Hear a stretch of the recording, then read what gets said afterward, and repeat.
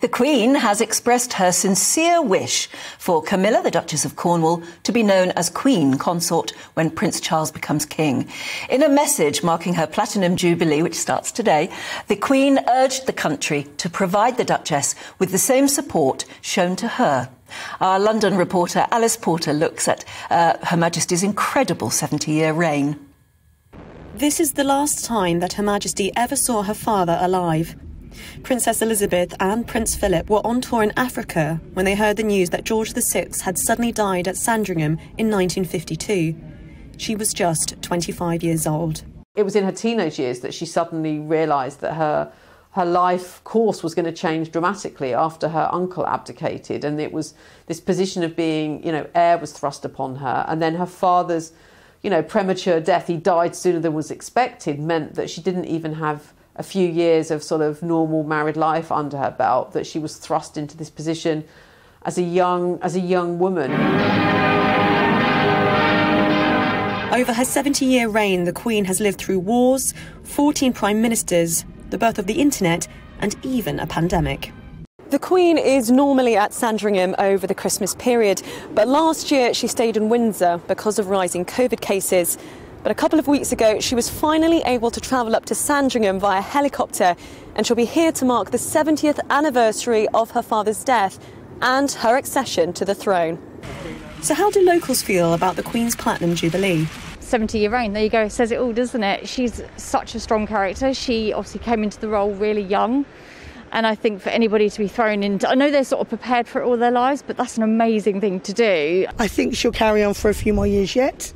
I'm old enough to remember her Silver Jubilee and the street parties we had then. It would be lovely, if COVID allows, to do the same sort of thing again. I think it's very good for the town. I think a lot of people, it does bring people in.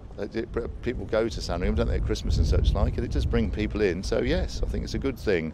And long may she continue. Street parties, concerts, tree planting and Jubilee medals are all being prepared for the first week of June, as the country and Commonwealth will come together to officially celebrate the first Platinum Jubilee of a monarch.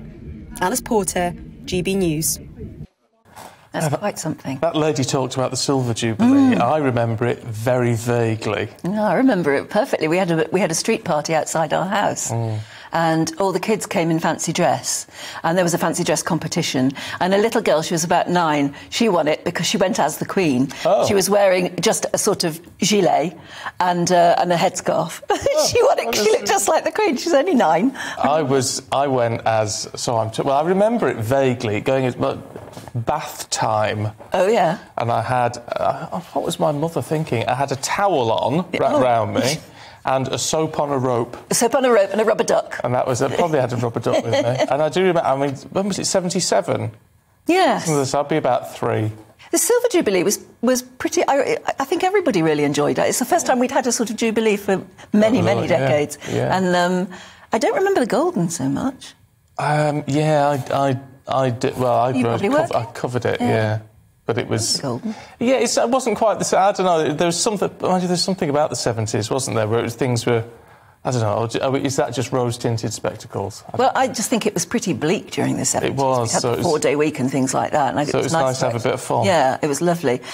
14 prime ministers the Queen has had. Can you name them all? That's a test to do amongst the family. Can you name them all? Because obviously Churchill was her first. Yeah. So then it was... After Churchill, it was it was a guy who was his Labour deputy leader. Anthony Eden. Was that? Yeah.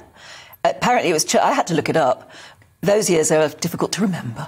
Churchill, and then Anthony Eden, and then Harold Macmillan. Right. Then Alec Douglas Hume. Do you remember him? No. No, he looked like a skeleton. I always thought, what an off-putting man, because he just didn't look healthy. Then Harold Wilson, who was one of her absolute favourites. Yeah, Then, after Harold Wilson... Edward Heath. Yeah, you're reading my thing. Well, Edward Heath must have been... Was he... well, maybe Harold Wilson was PM when I was born. I don't know.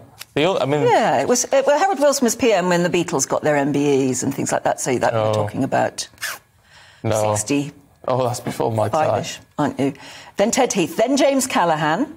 None of those that hugely remarkable, except for Harold Wilson. And then, of course, after James Callaghan, Margaret Thatcher. Yeah. Then John Major, Tony Blair, Gordon Brown, David Cameron, Theresa May and Boris. See, that's quite a lot, even in my lifetime. Yeah, it is, isn't it? Margaret Thatcher is the only one, the first one I'm aware of. Yes. Yeah, well, she was with us a long time, wasn't she? As was Tony Blair. Anyway, there you are. It's a good quiz. We've just given you the answers, but you could ask the children as they get up this morning. Yeah, as long as they're about 40.